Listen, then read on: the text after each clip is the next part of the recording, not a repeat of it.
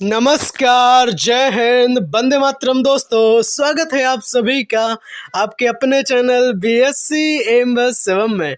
और मैं शिवम दुबे आपका बहुत बहुत स्वागत करता हूं। आज के इस वीडियो में पॉलिटिकल साइंस, जी हाँ बिल्कुल, राजनीति विज्ञान का संपूर्ण निचोड़ हम पढ़ेंगे। BA first year second semester के अगर आप स्टूडेंट हैं तो ये जो वीडियो है आपके लिए बेहद इंपॉर्टेंट रोल प्ले करेगी आपके एग्जाम में। साथ ही हम आपको बता दें एमसीक्यू ऑब्जेक्टिव पेपर इस विषय का होना है आपके, है ना। और बाकी जितने भी एग्जाम्स हैं आपके सेकंड सेमेस्टर में, सभी एग्जाम्स जो है चाहे मेजर हो या फिर माइनर हो, आपके ऑब्जेक्टिव ही होंगे। एमसीक्यू क्वेश्चंस ही आपके एग्जाम में आपसे पूछे जाएंगे। अगर हम बात करेंगे एमसीक्यू प्लस संपूर्ण डिटेल के साथ, इस वीडियो को हम कंप्लीट करेंगे बहुत ही शानदार और उम्दा तरीके से। क्लास 4 रहेगी, इससे पहले 3 क्लासेस हम आपको पहले करवा चुके हैं, लिंक डिस्क्रिप्शन में मिल जाएगी। अदरवाइज प्लेलिस्ट जरूर विजिट कर लें।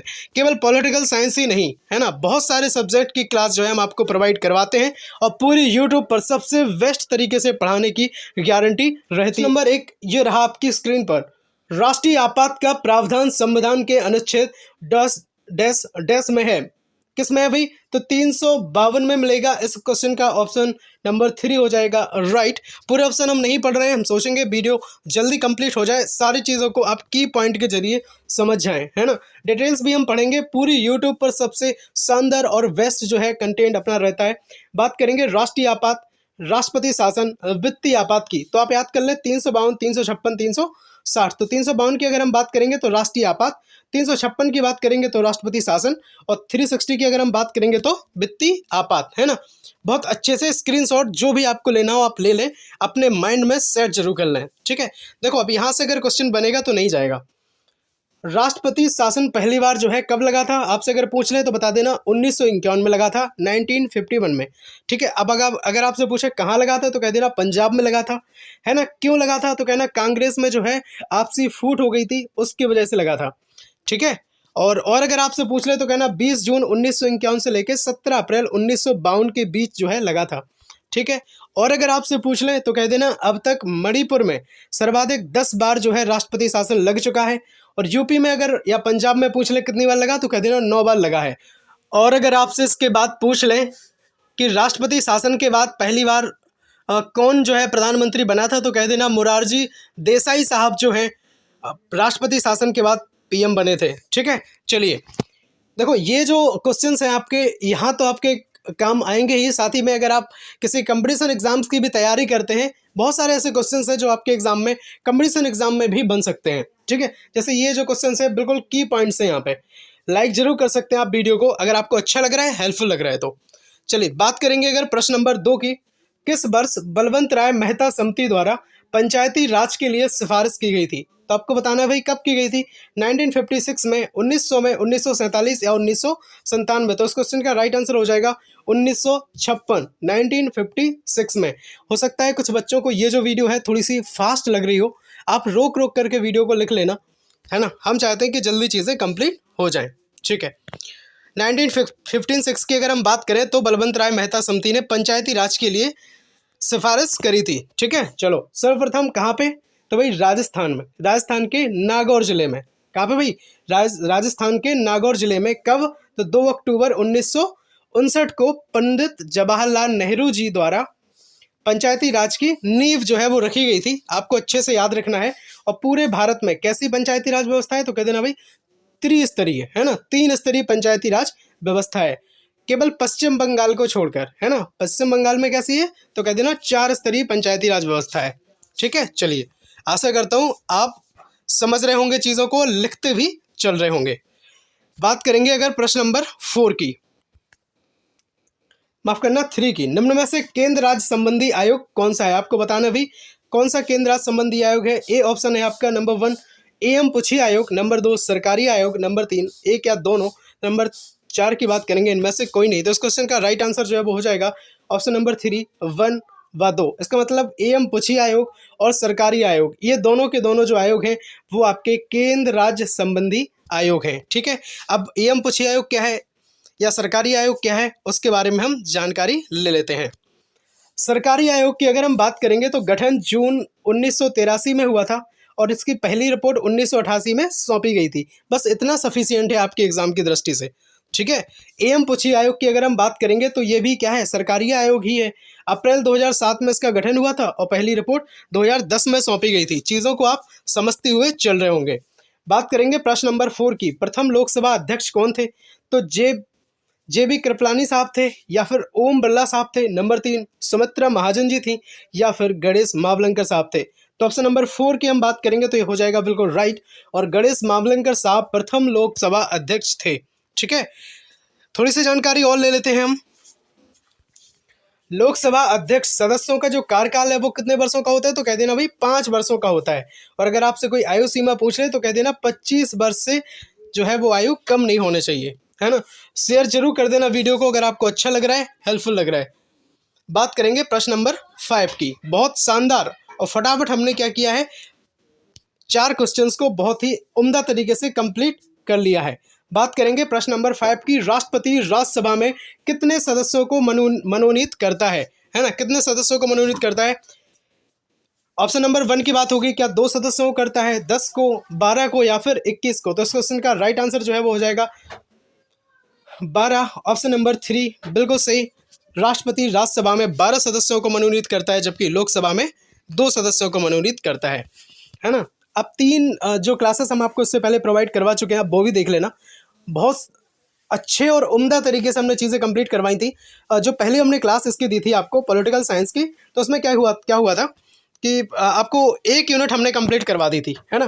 क्योंकि उस टाइम हम भी थोड़े से कन्फ्यूज़न में थे कि आपके एग्ज़ाम्स जो हैं वो लिखित होंगे या फिर ऑब्जेक्टिव होंगे। तो बाद में जैसे ही डिसाइड हुआ कि ऑब्जेक्टिव आपके एग्ज़ाम्स होने हैं, तो फिर ऑब्जेक्टिव रूप से ही हमने आपको पढ़ाना स्टार्ट किया था। ठीक है।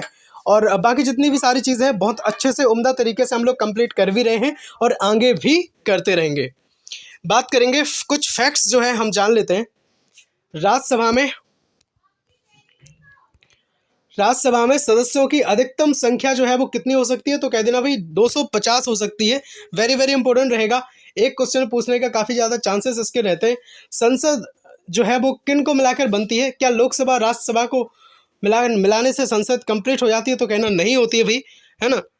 अब बताना, संसद जो है लोकसभा, राज्यसभा और राष्ट्रपति, इन तीनों को मिला करके संसद कंप्लीट होती है। बात करेंगे नेक्स्ट फैक्ट की। तो प्रत्येक 2 साल में 1/3 सदस्य क्या करते हैं? अवकाश ग्रहण करते हैं। इन सारी चीज़ों को आप बहुत अच्छे से समझते हुए चल भी रहे होंगे।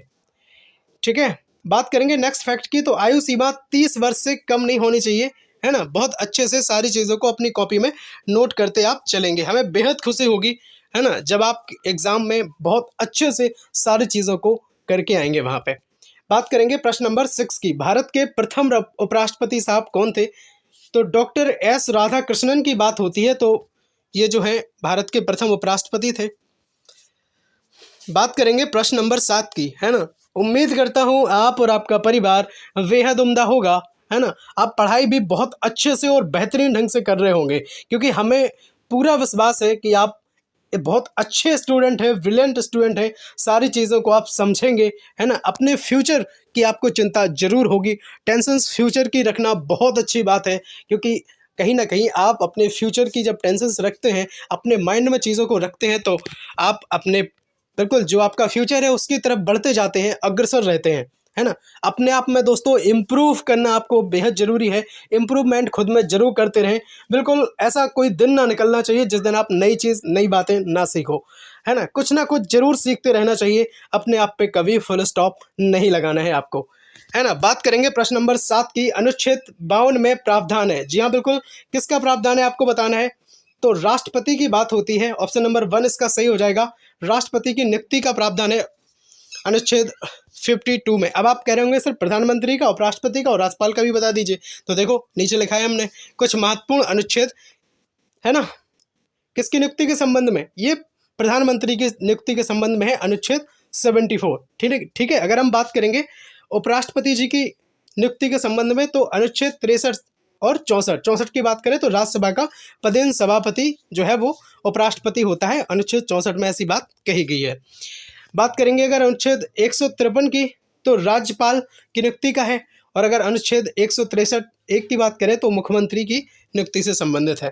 ठीक है। बाकी जो 3 क्लासेस दी हैं आप बहुत अच्छे से जरूर देखते रहे। प्रश्न नंबर 8 की अगर हम बात करेंगे तो निम्न में स्थायी सदन है, आपको बताना है भाई स्थायी सदन कौन है। तो देखो कितने अच्छे और उम्दा तरीके से ऑप्शंस लिखे हैं, लोकसभा, राज्यसभा, है ना, या विधान परिषद, राज्यसभा, लोकसभा, विधानसभा या सभी। तो इस क्वेश्चन का राइट आंसर जो है वो हो जाएगा विधानसभा, माफ करना, विधान परिषद और राज्यसभा में जो है स्थायी सदन होते हैं, इन्हें भंग नहीं किया जा सकता है। बाकी लोकसभा की बात हो या फिर विधानसभा की बात हो तो इन्हें राष्ट्रपति के द्वारा भंग किए जा सकते हैं। अब आप हमें ये बताना कि आप जो हम आपको लिख के पूरा चीज़ देते हैं, यहाँ पे कंटेंट लिखा हुआ रहता है, मेरे हैंड रिटन हाथ से सारी चीज़ें नोट्स रहती हैं, तो वो आपको अच्छा लगता है या फिर मैं टाइप करके वीडियोज़ लाऊँ, है ना। अगर आपको टाइप करके वीडियोस देखने में थोड़ा अच्छा लगेगा, है ना, हेल्पफुल लगेगा, तो फिर हम वैसे ला दिया करेंगे। अगर आपको ऐसे समझ में आता है, क्योंकि यहाँ से हम जो भी चीज़ लिखना चाहें, जो आप तक अपने तरीके से डिलीवर करना चाहें, तो वो यहाँ से चीज़ें हो जाती हैं, इस वजह से हम लिख के लाते हैं चीज़ों को। बाकी आप बताना, ठीक है, आप किस तरह से वीडियोस चाहते हैं और नेक्स्ट क्लास किस सब्जेक्ट की चाहते हैं, इसका भी आप हमें कमेंट करके बता दें, जिससे हम बहुत जल्द वो भी आपको क्लास प्रोवाइड करवा दिया करेंगे। बात करेंगे प्रश्न नंबर 9 की। राज्यपाल की समस्त शक्तियों का प्रयोग जो है किसके द्वारा किया जाता है, आपको बताना है।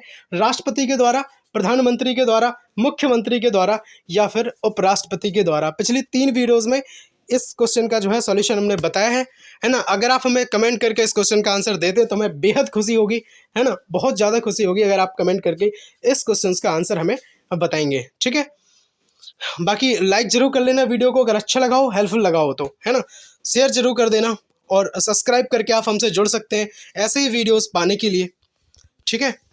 BA first year second semester की बहुत सारी क्लासेस जो है हम आपको प्रोवाइड पहले से करवा भी रहे हैं। फर्स्ट सेमेस्टर में भी बहुत सारे बच्चों ने हमसे पढ़ा होगा। अगर आप नए हैं, आप हमसे पहली बार पढ़ रहे हैं, तो देख लेना सारी चीज़ों को बहुत अच्छे से बेहतरीन ढंग से सबकी प्लेलिस्ट जो है हमने बनाई हुई है। अगर बात करेंगे राजनीति विज्ञान, ये यूनिट 1 का वीडियो है, क्लास 1 थी इसमें, है ना। ये क्लास 3 है, क्लास 2 भी होगी, सारी चीज़ें हैं। एजुकेशन, शिक्षा शास्त्र की भी यहाँ पे क्लास चलती है ना। फिजिकल एजुकेशन, योगा, इसकी भी क्लास हम चला रहे हैं। बाकी जितने भी माइनर सब्जेक्ट हैं उसकी भी क्लासेस चलाते हैं। कार्यालय, हिंदी और कंप्यूटर, है ना, बहुत सारी क्लासेस जो हैं हम आपको चलाते हैं बहुत शानदार तरीके से, बेहतरीन ढंग से पूरी यूट्यूब पर सबसे शानदार तरीके से आपको पढ़ाने की कोशिश यहाँ पे करी जाती है। फोटोग्राफी की अगर हम बात करें तो फोटोग्राफी को भी बहुत अच्छे से बेहतरीन ढंग से हमने पढ़ाया है। कई यूनिवर्सिटीज़ में फोटोग्राफी जो है पहले सेमेस्टर में है, किसी में और दूसरे में था, दूसरे में रहेगा, है ना। तो आप परेशान ना हो, पढ़ते रहें, चीज़ों को समझते रहें, शिक्षा शास्त्र भी पढ़ लें, सारी चीज़ें पढ़ लें, है ना। प्लेलिस्ट बना दी गई है, 10-10, 15-15 मिनट की वीडियोज़ है, सारी देख डालें, चाहे फिर जनरल साइंस की बात हो या फिर अन्य कोई सब्जेक्ट हो आपका। मिलते हैं नेक्स्ट वीडियो में, तब तक के लिए जय हिंद, वंदे मातरम। मुस्कुराते रहें, हंसते रहें, पढ़ते रहें।